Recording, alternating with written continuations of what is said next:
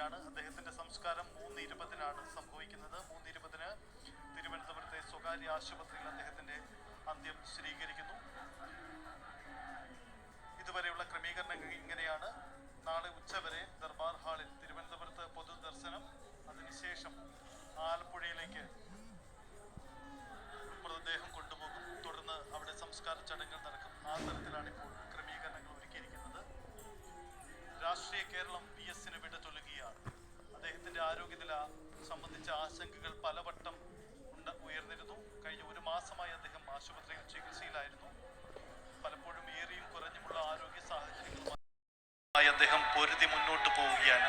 ഇതിനിടയിലാണ് ഇന്ന് 3:20-ന് അദ്ദേഹത്തിന്റെ മരണം ഔദ്യോഗികമായി സ്ഥിരീകരിക്കുന്നത്. പ്രധാനപ്പെട്ട പാർട്ടി നേതാക്കളൊപ്പം ഉണ്ടായിരുന്നു, കുടുംബാംഗങ്ങൾ ഉണ്ടായിരുന്നു. അവരെല്ലാം മരണസമയത്ത് അദ്ദേഹത്തോട് ഒപ്പമുണ്ടായിരുന്നു. കേരളത്തിന്റെ സമര സൂര്യൻ അസ്തമിക്കുകയാണ്.